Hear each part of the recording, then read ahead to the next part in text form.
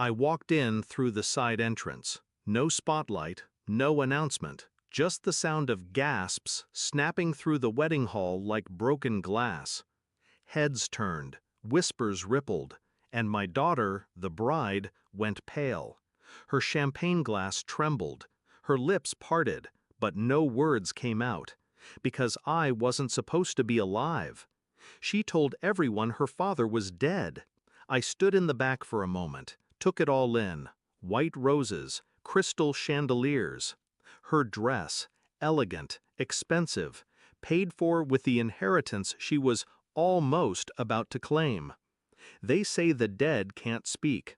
I walked to the microphone and made the room cry. 3 years ago, I was her hero, single father, raised her after her mother left. Every lunch I packed, every fever I nursed, every school play I showed up for in the front row, I did it for her. I sold my business to send her abroad, didn't hesitate, didn't ask questions.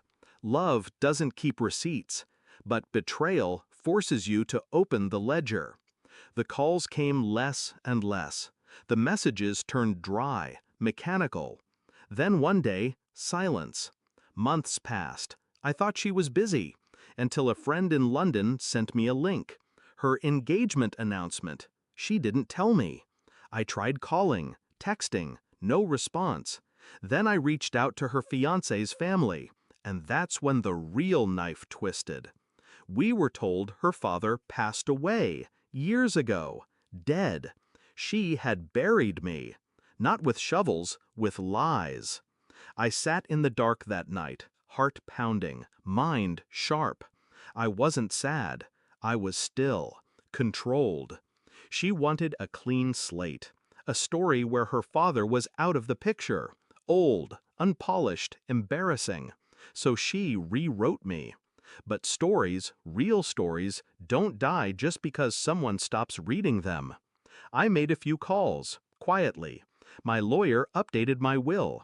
My bank froze the trust account I had set up for her, and the property I had transferred, reversed, legally, because I hadn't signed the final papers yet.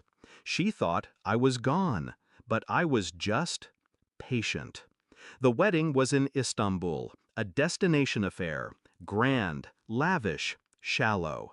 I flew in 2 days before, watched from a distance, saw her laughing with people who didn't know my name.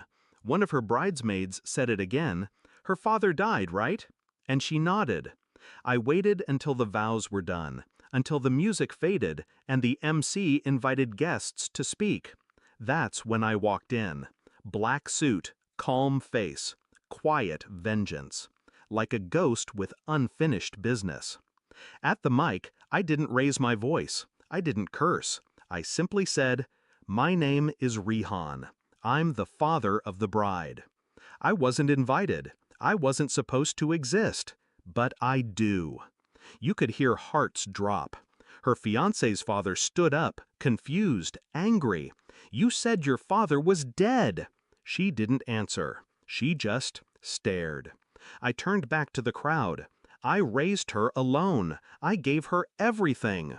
But when I became inconvenient, she killed me. With words, gasps, whispers, phones recording. She didn't just lie. She tried to erase me. But the thing about ghosts is, they haunt. I stepped down, didn't look back. As I walked out, I heard sobs. Not for me, for her. Because they didn't see a bride anymore. They saw a liar. She called me that night, 23 missed calls. I didn't pick up. I let the silence ring louder than her betrayal. Days later, I heard the wedding was annulled. His family wanted no part of the shame.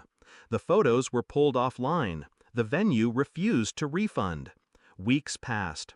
Then one morning, I found her on my doorstep, tired, broken, makeup smeared from tears that came too late. "Dad, I'm sorry." I looked at her, and in that moment I saw the little girl who once held my hand too tight on the first day of school.